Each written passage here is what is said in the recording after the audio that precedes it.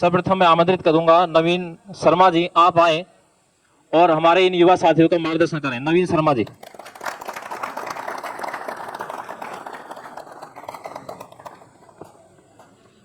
भाई पहले तो मतलब बहुत बहुत धन्यवाद सबका, और दिल से धन्यवाद मतलब। और प्रवीण नागर जी के जो शब्द हैं वो मतलब अपने आप में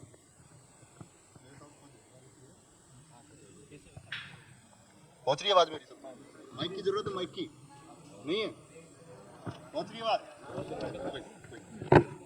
अभी पहले तो मतलब बहुत सारा प्यार कि आप, ठीक है, कि आप सब यहाँ इकट्ठे हुए।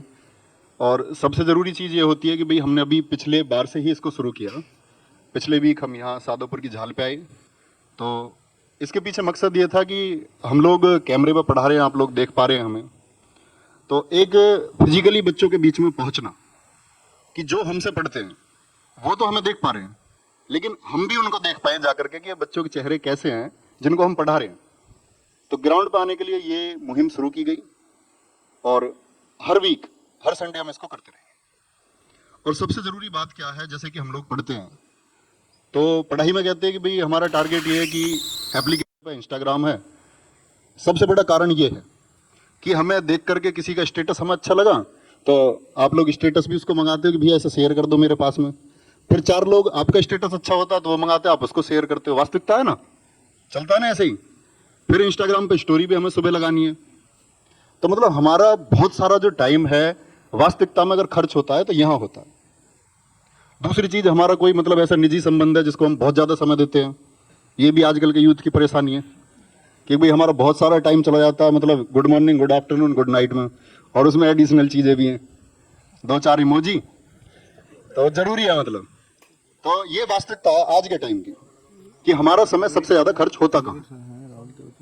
और दरअसल में मैं आपसे किसी एक से भी पूछूं कि 2020 सितंबर में आपने अपने व्हाट्सएप पे क्या स्टोरी लगाई, तो आपको खुद को भी नहीं पता होगा। तो सीधी सी बात है, दूसरे को भी नहीं पता होगा। तो रिजल्ट जो निष्कर्ष निकल के आया कि भाई हम ये सब कर क्यों रहे हैं, क्या हमें निरंतर इसे अपडेट करने की जरूरत है? तो फिर हम इस निष्कर्ष पे पहुंचते हैं कि हमें अपडेट करने की जरूरत है क्या।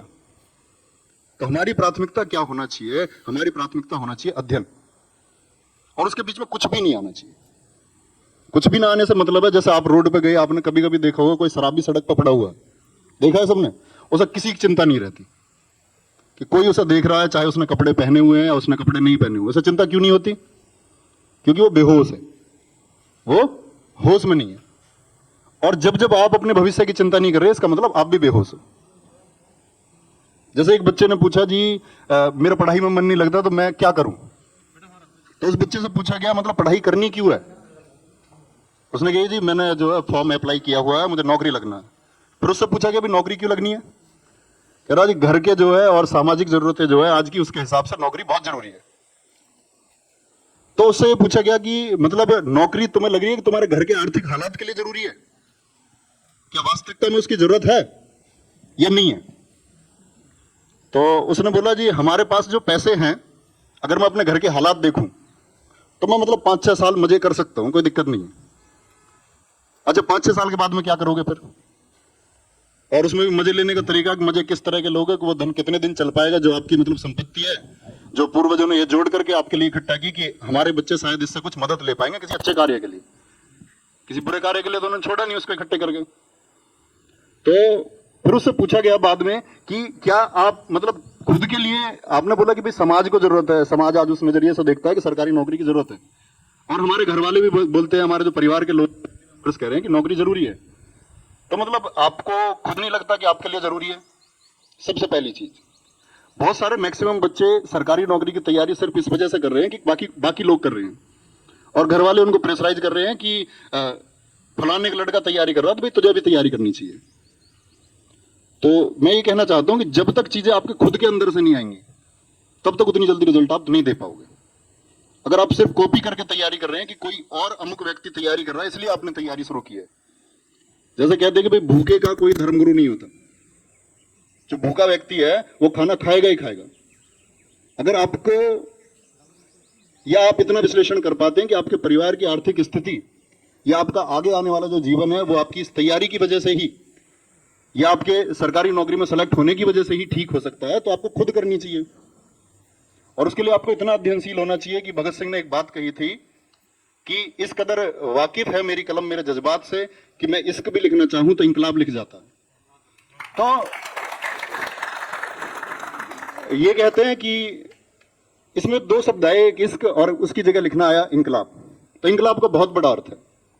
उस इंकलाब के लिए ना तो भगत सिंह को कभी ये चंद्रशेखर आजाद को उनके कंधे पर हाथ मार के कहने की जरूरत नहीं थी कि भगत सिंह तुम्हें करना ही होगा। किसी मोटिवेटर की आवश्यकता नहीं थी उन्हें, क्योंकि उनका हेतु उन्होंने स्वयं पहचाना था कि मुझे ये काम अपने देश के लिए करना है। तो आपका हेतु अगर आप पहचान लोगे कि आप जो काम कर रहे हैं आपके खुद के जीवन के लिए, आपके परिवार के लिए बहुत जरूरी है, तो इसमें कोई रुकावट आ ही नहीं सकती है, ना किसी मोटिवेशन की जरूरत पड़ सकती है, कभी नहीं। और रही बात सफलता की, तो फिर इसके लिए भी एक बात है कि बोया पेट बबूल का तो आम कहां से खाए। आप हतोत्साहित हमेशा होते हैं कि किसी और बच्चे का सिलेक्शन हो गया और आपका सिलेक्शन नहीं हुआ। तो इसके पीछे आपकी मेहनत है सिर्फ और सिर्फ, कि आपकी मेहनत कैसी है उसी पर आपका रिजल्ट आधारित होगा। जितनी ज्यादा मेहनत करोगे उतनी जल्दी सफल हो जाओगे। तो एक बात यही होती है कि भाई कहते पहले खुद को पहचानो, और फिर एक बात है कि है दम। तो मैं तुमसे पूछ रहा हूं, है दम? इतना ये दम है दम? तो बस दम होना चाहिए, बाकी सफलता बहुत दूर नहीं होती। आप लोग जानते होंगे, जो लोग पढ़ रहे होंगे, मैक्सिमम बच्चे ऐसे होंगे जो पढ़ रहे होंगे। तो सीधी सी बात है, कभी भी नई भर्ती आती है, मान के चलो अभी यूपी कांस्टेबल के लिए हम लोग तैयारी करा रहे हैं, लेखपाल के लिए, रेलवेज के लिए हम तैयारी करा रहे हैं, आगे आने वाले समय में दिल्ली पुलिस का बैच आएगा हमारा। तो सफल कैसे होना, उसके लिए स्ट्रेटजी हम लोग हमेशा बताते हैं कि आपको ये चीजें पढ़नी होंगी समय समय पर। आपके लिए पाठ्यक्रम का अपडेट जो भी है कि आपको अभी ऐसे पढ़ना है, ऐसे प्रैक्टिस करनी है, तो बस उससे जुड़े रहिए। और जो सपना देखा है उसको पूरा करना है। और अगर अब तक भी ये था कि सोसाइटी के दबाव की वजह से तैयारी कर रहे थे, तो उसे कन्वर्ट करो कि मेरा खुद का फैसला है, मुझे खुद प्यार है कि मेरी नौकरी होगी तो मैं बहुत आगे जाऊंगा। और ये वास्तव में बात है कि सरकारी नौकरी के द्वारा कभी अगर आप बहुत अमीर नहीं हो पाएंगे तो कभी आप गर्दिश में भी नहीं जाओगे। गर्दिश का मतलब होता है गरीबी, गरीबी में नहीं जाने देगी आपको। और इसी की वजह से आप वो सब कुछ कर पाएंगे, सोसाइटी में योगदान भी कर पाएंगे, अपने बच्चों को बहुत अच्छा पढ़ा पाओगे। लेकिन कब? जब आप सफल होंगे। और सफल आप तब होंगे जब ये सपने आपके होंगे। तो किसी और के सपने अगर आज तक भी है तो उन्हें कन्वर्ट करना, बोलना कि मेरा खुद का सपना है और इसे मैं खुद प्राप्त करके रहूंगा। ठीक है, बहुत बहुत धन्यवाद, फिर से प्यार।